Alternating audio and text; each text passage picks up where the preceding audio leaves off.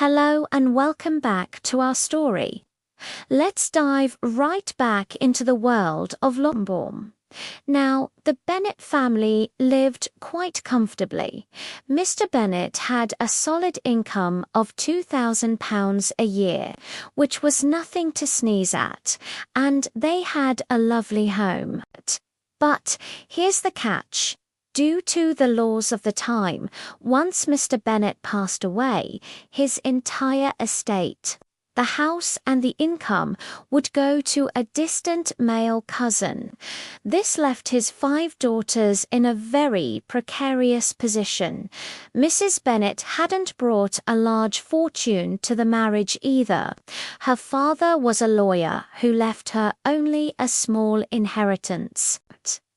She did have a brother in London who owned some shops, and a sister, Mrs. Phillips, who lived just a short walk away in the town of Meryton. Meryton was the place to be for the younger Bennet sisters, Kitty and Lydia. It was only about a kilometre away, and they'd find any excuse to go visiting their aunt or the local dressmaker. They were, shall we say, a bit less academically inclined than their older sisters.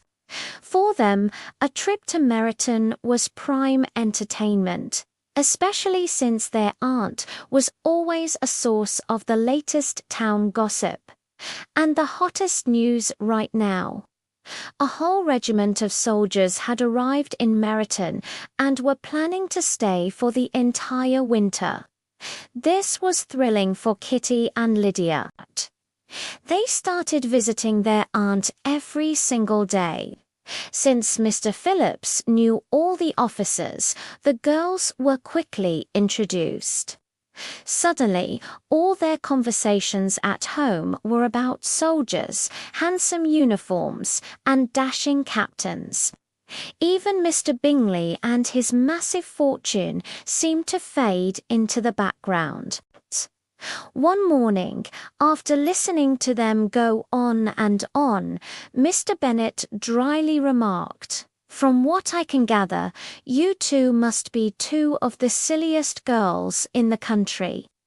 I've suspected it for a while, but now I'm convinced." Kitty was mortified and went silent. But Lydia, bold as ever, just kept chattering on about a certain Captain Carter, completely unfazed. "My dear," Mrs. Bennet jumped in, defending her daughters. "How can you say such things about your own children? They are all very clever." "Well, that's the one thing we disagree on," Mr. Bennet replied. "I'm afraid I find our 2 youngest daughters to be unusually foolish. You can't expect young girls to have the sense of their parents," Mrs. Bennet argued. "I remember when I used to admire a man in a uniform. In fact, I still do, and if a handsome officer with 5,000 or 6,000 a year wanted to marry one of my girls, I wouldn't say no." Just then, a servant came in with a note for Jane. It was from Netherfield. Mrs. Bennet's eyes lit up. "Well, Jane, who's it from? What does it say? Tell us, quickly." Jane read the note. "It's from Miss Bingley," she said. "She's invited me to dinner at Netherfield. It'll just be us girls, since her brother and the other gentlemen are dining with the officers in Meryton."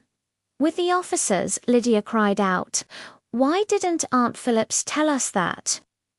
"Dining in Meryton," Mrs. Bennet repeated, shaking her head. "How unlucky." "May I take the carriage?" Jane asked. "No, my dear," Mrs. Bennet said, a sly look in her eye. "You'd better go on horseback. It looks like it might rain, and then you'll have to stay the night. Elizabeth saw right through this." "That's a great plan, Mother," she said. "If you reassure they won't just offer to send her home in their own carriage." "Oh, they can't," Mrs. Bennet insisted. "The gentleman must have taken Mr. Bingley's carriage to Meryton. Jane said she'd much rather take their own carriage." But Mr. Bennet confirmed the horses were needed on the farm that day. So Jane had no choice but to set off on her horse. As she rode away, her mother called out cheerfully, "I do hope it rains heavily, my love." And sure enough, it did. Not long after Jane left, the skies opened up and it poured. Elizabeth was worried for her sister, but Mrs. Bennet was delighted with her own cleverness. What a brilliant idea that was! She said more than once, but she had no idea just how successful her little scheme would be. The next morning, a messenger arrived from Netherfield. It was a note for Elizabeth, explaining that Jane had caught a terrible cold from her ride in the rain and was now too ill to travel. Home, Mrs. Bennet's plan had worked, but perhaps a little too well. What will happen to Jane? Will Elizabeth go to her side? We'll find out in the next part of our story. Thanks for listening, and don't forget to like and subscribe for more.